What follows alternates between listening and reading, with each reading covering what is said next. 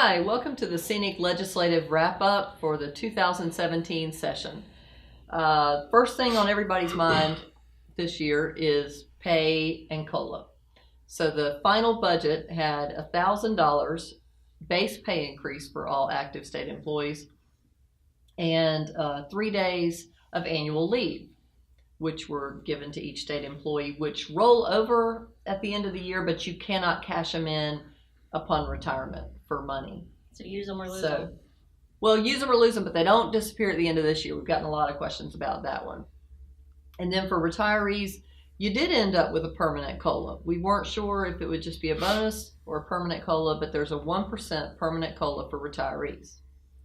Now, obviously, I know you're getting phone calls. This is not not ever what somebody wants to see when they're an active or a retired state employee. It's true. We've had people who are incredibly thankful for what was given. We have people who aren't that happy. A lot of people are mistaken thinking that the $1,000 is a bonus, a one-time thing. That's not the case. If you make, let's say you make $25,000, you now make $26,000. It's not going to go away. Now for your COLA, the 1%, permanent means it's not going to go away. It's going to be there until forever. Yep. I mean, and I think that there are a lot of people who said, well, $1,000, what's that really going to do for me? Well, for 1 out of every 3 state employees and a good portion of SEANC's members, a $1,000 raise is anywhere from 3.3% at a minimum to far greater down towards folks making at the bottom of the pay scale. So this was nothing to sneeze at, unfortunately, for a good number of state employees, and that's because salaries are just so low. But something else to remember is this: every 1%, or in this case, every $100 per every state employee, it's a huge chunk of money. So if you're talking $1,000 for every single state employee, that it's something I believe that we don't necessarily do a good enough job reminding our members sometimes. There are so many lobbyists down there for so many interests. It's a $22 billion budget, but we're asking for a very sizable chunk of it every year. And between the retiree COLA and the pay raise, funding the health plan, funding the retirement system, we are taking well over $1 billion of that budget. And artists, we were able to get those three days off this year as well for all state employees to have as well. Which our members, you guys seem to like that. So yeah. So all in all, we always want more. That's our job, is to go and get you as much as we can. We always want more. I am pleased to say, out of all the budgets, the governor's budget, the Senate budget, and the House budget, this final budget, I think, it had the most for folks. That's the first for us. Usually it goes down in the conference. Yeah, that's exactly right. That's a good point. I mean, normally by the end, it's not kind of getting it whittled away at, but this ended on a good note in terms of salary, and it's a good place to build from next year. There are other things involved besides pay and COLA, though, so we'll run over those real quick.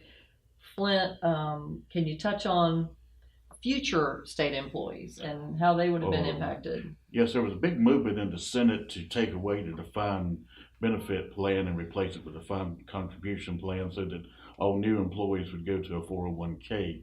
Thankfully, that was not in the final budget, so that's not under consideration right now. There was also an effort to take away all health benefits for retirees originally starting in 2018. That has been delayed until 2021. So we have time to work on that between now and 2021. And one of those two things can have a direct impact on our members, on active or retired state employees. And that's the 401k. Yes, or getting rid of the defined benefit. Once we get rid of the defined benefit plan, If that happens and everybody goes to a 401k, all new employees, then there will be no more COLAs in the retirement system. Yeah, I mean, that was a major victory. It's something that is one of the many reasons it's important that you check in with us each week during session, so we can tell you when things like that are up. That bill actually came up in committee on the Senate side and thankfully did not get a vote, but it'll be back, because that's the movement afoot across the country, is to try to, curtail these public pension plans. There is a very false impression being purposefully put out there, it has been for decades, that you as public employees are the reason taxpayers are having to pay. I mean, obviously they have to pay their taxes for public services which you provide, but there is this very false narrative that retirees particularly are costing taxpayers an arm and a leg. Nothing could be further from the truth. One good thing was the legislature did increase the funding for the retirement plan. That's so true. we did have to take a cut in that, and they increased funding for the state health plan. Yes, the retirement plan particularly has been very well taken care of for some years now in terms of funding, and thankfully now that Treasurer Falwell is there, we can get it taken care of in terms of the investments.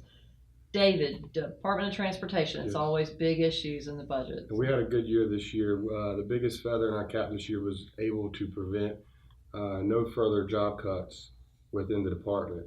Amen. As well as finally convincing the General Assembly to take a look at an apples to apples comparison of the cost of outsourcing transportation and infrastructure needs in the state of North Carolina. So that's also a huge thing we'll continue to work with. One thing I also like to say, as always, if you know of any waste, fraud, and abuse going on, please contact us. We need that information to continue this fight, and we'll always keep you confidential.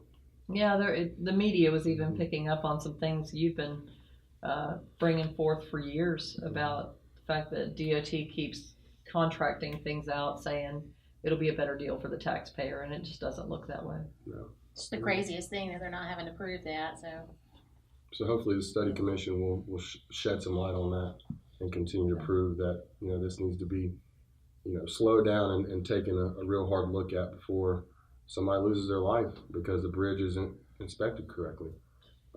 So that brings us to, when you say somebody loses their life, that's a very real thing and a real risk. And this year we did have a SEANC member lose their life on the job, and that was Sergeant Megan Callahan, who worked at Bertie Correctional. And so, Suzanne, you've got an update on the Callahan family for us. Yeah, we've been blessed enough to interact with the Callahan family since Megan's death, and we were able to reach out to the Speaker of the House and Senator Berger on the Senate side, and they both sponsored a resolution in Megan Callahan's honor. It was really nice. The family got to come up, so it's kind of celebratory. Hopefully it brought some comfort to their family. It kind of hit all of us hard, so getting that resolution heard before session was over was important to us, and it seemed like it was meaningful to the family.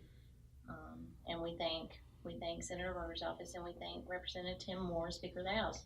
There was a lot of Department of Public Safety Yeah, in the gallery was full. The gallery was full of fellow prison employees. So that brings us, Flint, to something you've been working on a lot with correctional officer safety and recruitment and pay. Yes, and a lot of it did stem from Sergeant Callahan's tragedy. And I must say that Representative Bob Steinberg and Senator Erica Smith Ingram gave wonderful remarks that day of the resolution, and a shout out to Senator Berger for recognizing correctional officers as law enforcement. Yeah. He That certainly day. did, more than Yeah. one And time. he did it 3 or 4 times, and that was very appreciative.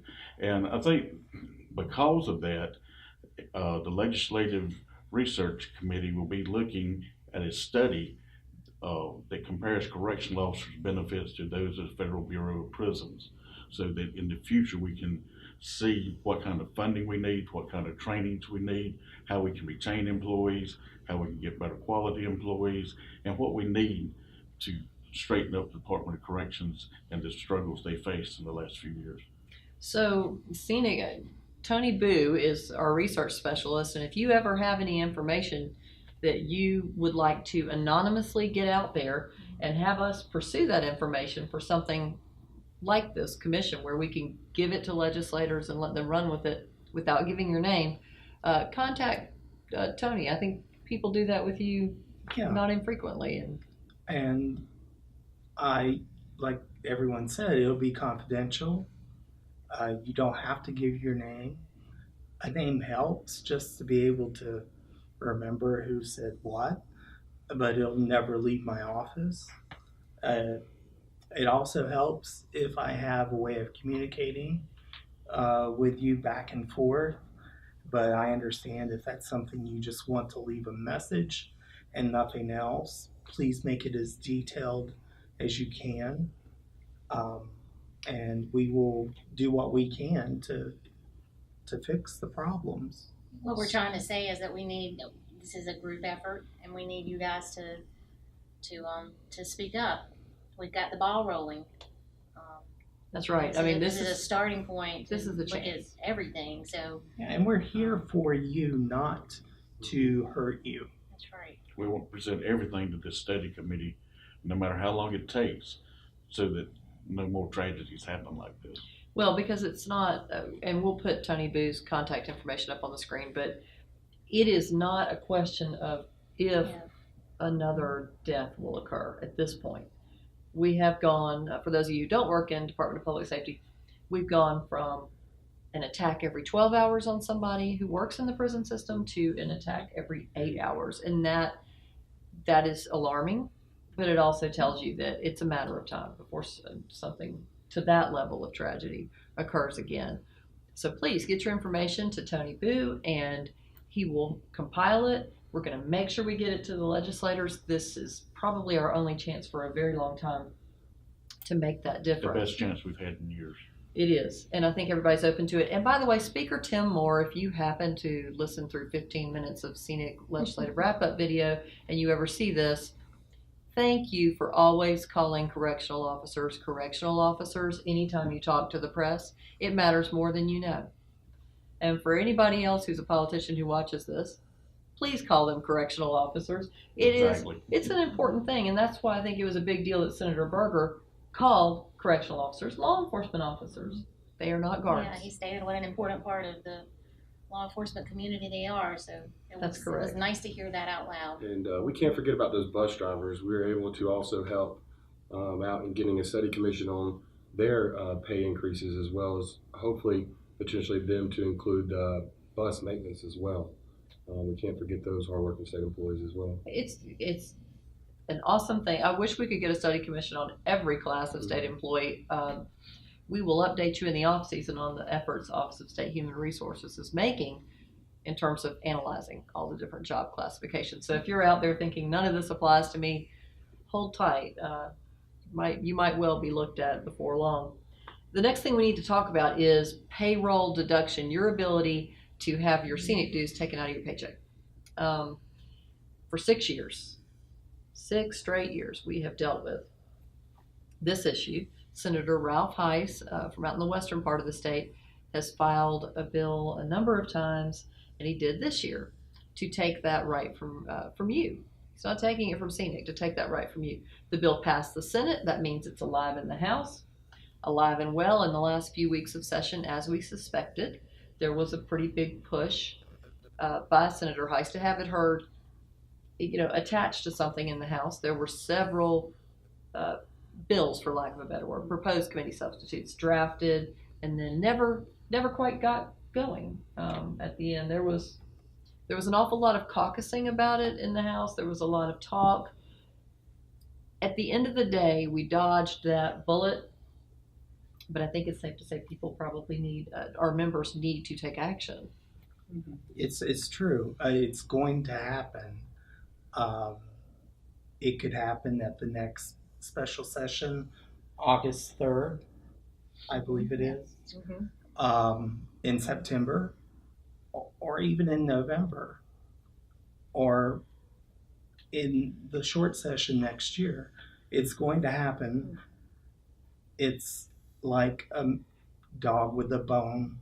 He's not going to give up until he hurts all state employees with this bill.